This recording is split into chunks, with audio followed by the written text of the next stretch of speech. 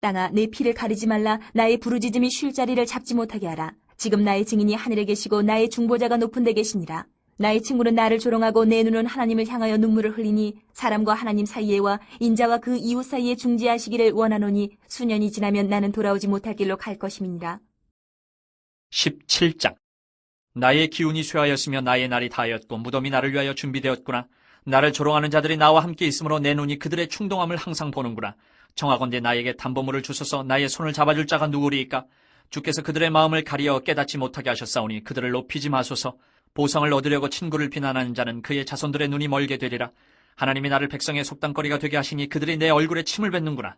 내 눈은 근심 때문에 어두워지고 나의 온 지체는 그림자 같구나. 정직한 자는 이로 말미암아 놀라고 죄 없는 자는 경건하지 못한 자 때문에 분을 내나니 그러므로 의인은 그 길을 꾸준히 가고 손이 깨끗한 자는 점점 힘을 얻느니라.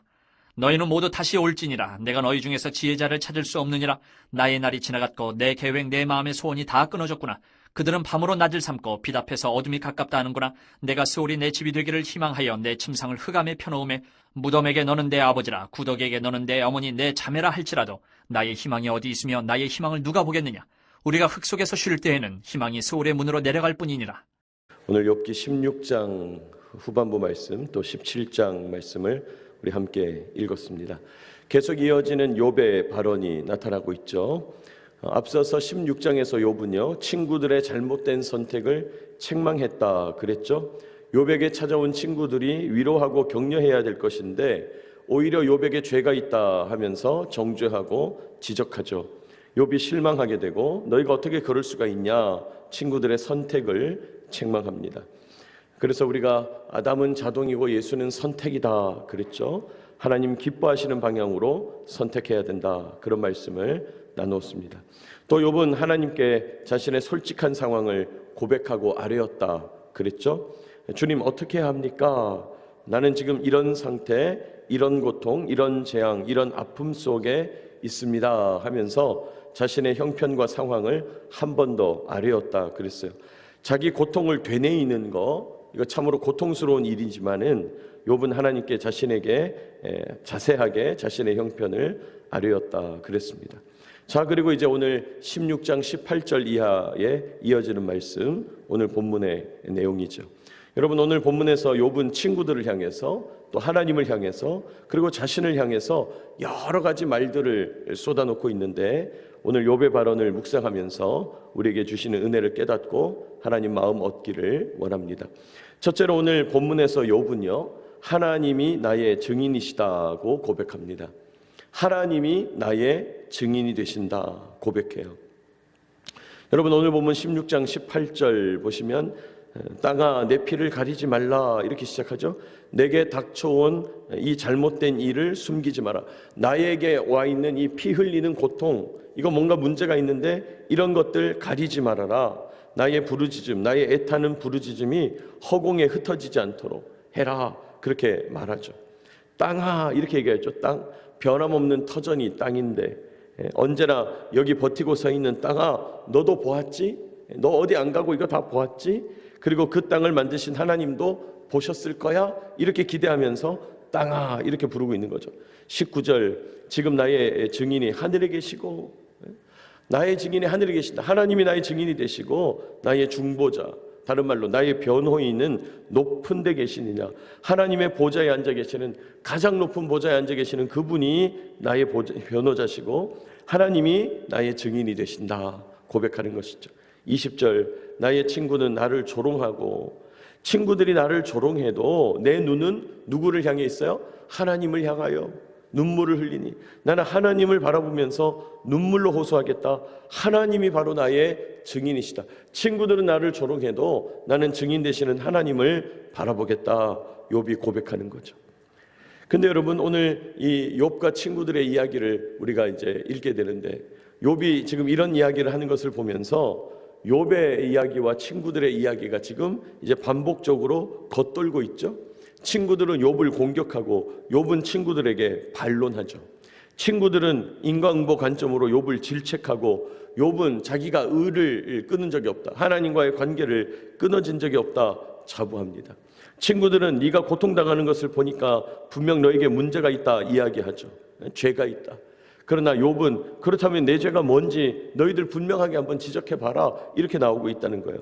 욥과 친구들의 대화가 겉돌아요. 평행선을 달리는 거예요. 이렇게 해결이 안 되니까 이제 욥은 이 문제를 하나님께 끌고 가고 있는 거죠. 하나님이 나의 증인이시다. 하나님은 아신다. 하나님은 나의 변호사가 되신다. 하나님은 나의 구원자, 중재자가 되신다 하면서 하나님께 호소하고 있다는 거예요. 여러분, 그렇습니다. 하나님은 하나님의 백성들의 변호사가 되시죠. 하나님의 백성들의 중재자가 되시죠. 늘 옆에서 도우시는 보혜사라 그랬죠. 여러분, 보혜사, 보호하시는 분, 또 지혜와 은혜를 공급하시는 분, 필요할 때마다 필요한 것을 가르치시는, 때마다 시마다 가르치시는 영이신 하나님, 그 성령 하나님이 보혜사, 삼위일체 하나님이 보혜사가 되시죠. 여러분, 우리 삶이 좋을 때, 우리 삶이 잘 나갈 때, 평온하게 내리막을 달리고 있을 때, 여러분, 이럴 때는 하나님의 동행하심, 하나님의 함께하심을 우리가 잘 느끼지 못하죠? 왜요? 우리가 하나님이 덜 필요한 거예요. 덜 찾게 돼 있어요. 당장 문제가 없고 그저 내가 스스로 느낄 때 만족을 누리기 때문에 하나님을 덜 찾죠. 그러나 우리 삶에서 이런 순간이 그렇게 오래 지속되지 않습니다. 스스로 만족하면서 좋다 하는 시간이 그렇게 길지 않은 거죠.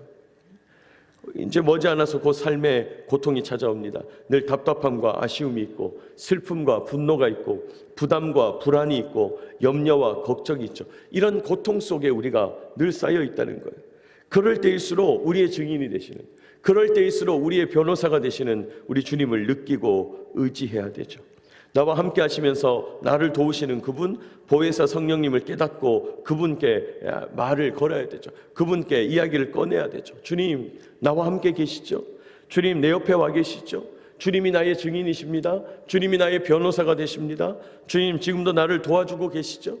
나의 답답함과 아쉬움을 아뢰야죠. 나의 분노와 슬픔을 아뢰야죠. 나의 부담과 불안을 아뢰야 합니다. 염려와 걱정을 주님께 꺼내놓아야 합니다. 그렇게 하나님께 내려놓으면서 하나님께 나아가야 되는 것이에요. 여러분, 하나님이 저와 여러분의 증인이 되시는 줄 믿으시기 바랍니다. 하나님이 우리의 증인이 되신다.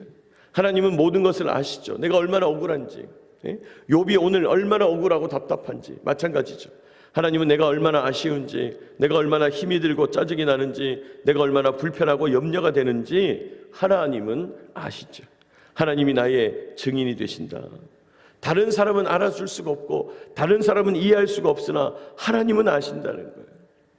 여러분, 오늘 이 아침 욥과 같이 고백하면서 전진하는 저와 여러분 되시기를 축복합니다. 하나님이 증인이 되셔서 나의 모든 것을 아시고 나의 답답함과 억울함을 아신다.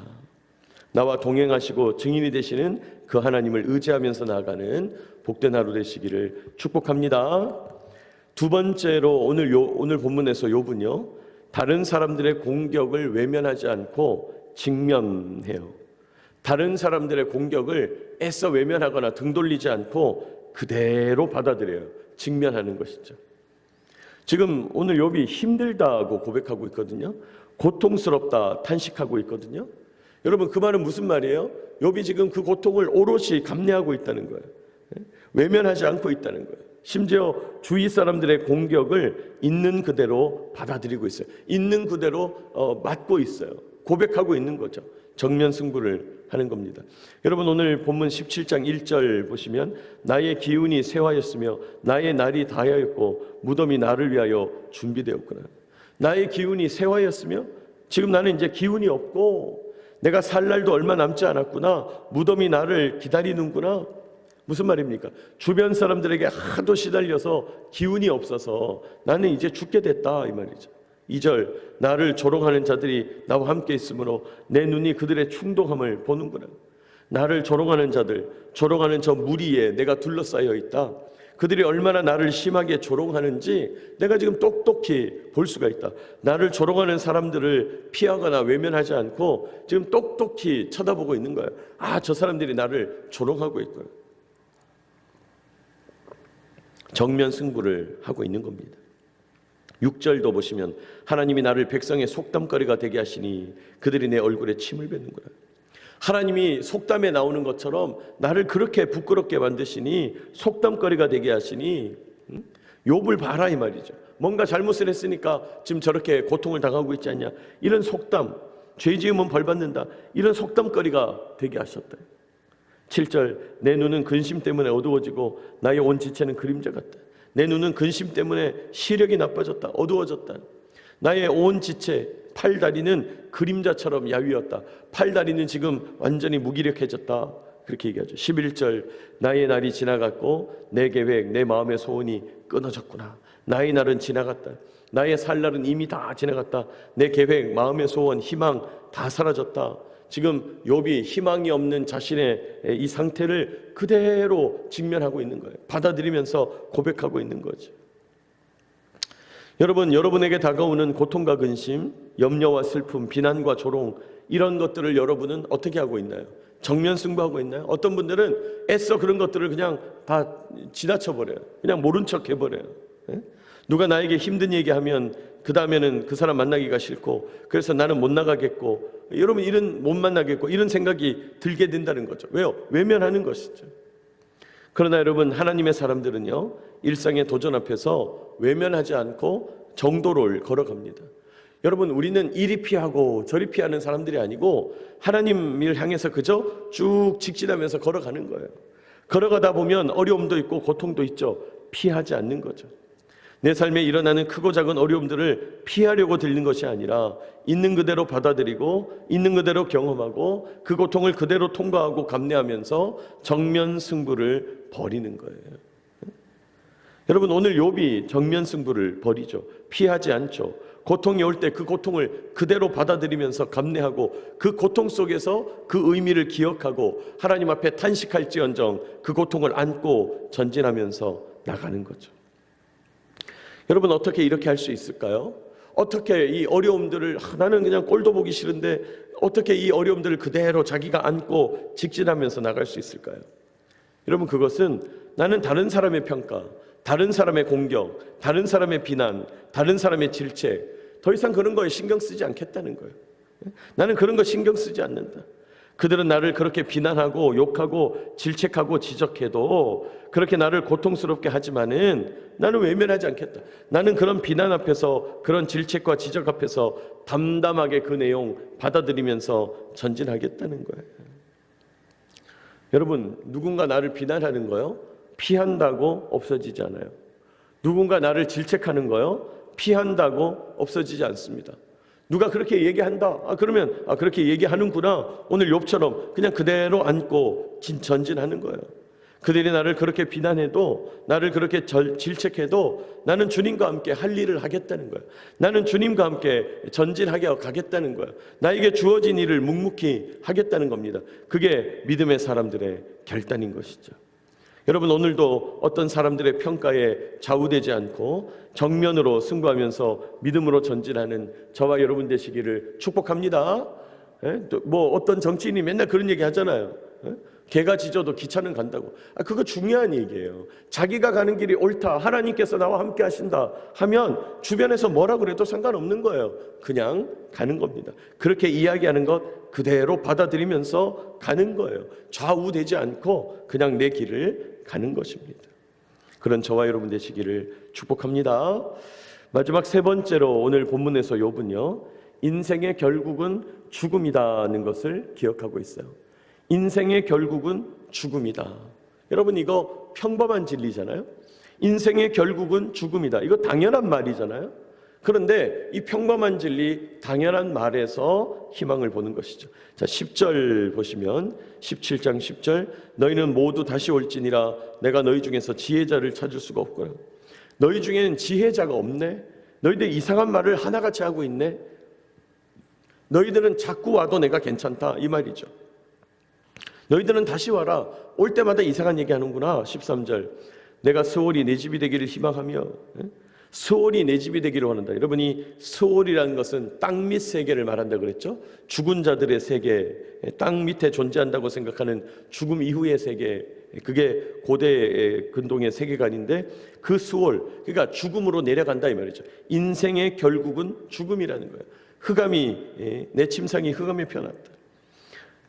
여러분, 무덤에 내려가면 어떻게 되느냐? 14절, 무덤에게 너는 내 아버지라. 무덤이 아버지가 되고 그 무덤이 내 어머니가 되고, 또 구더기에게 내 어머니 내 자매. 무슨 말이에요?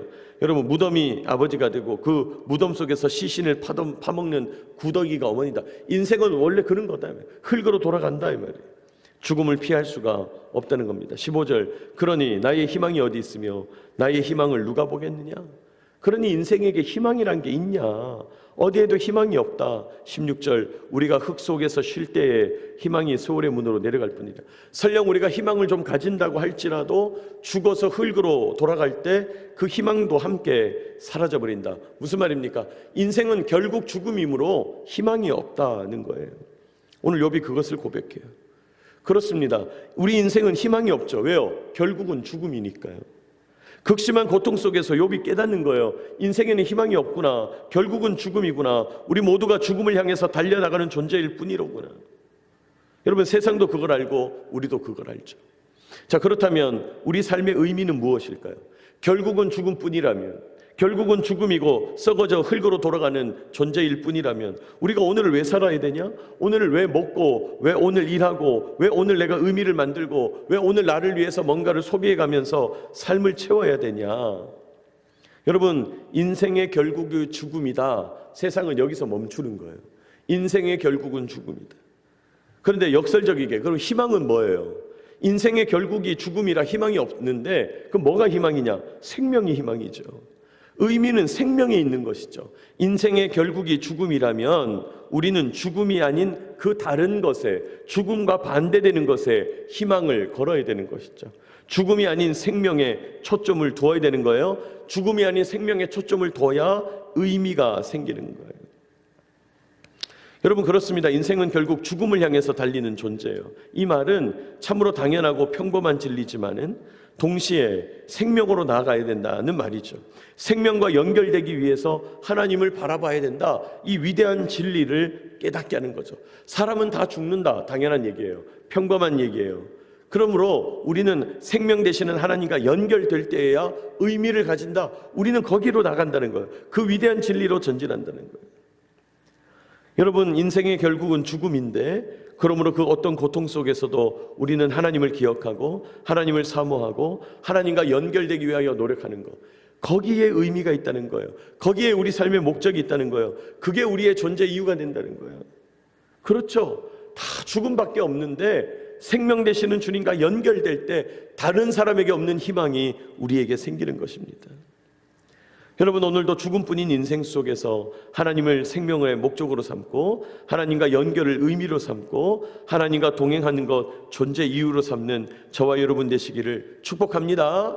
우리는 거기로 나가야 된다는 거예요. 인생의 결국은 죽음이에요. 그러나 생명이신 하나님과 연결될 때 우리 삶의 의미가 생긴다는 것입니다.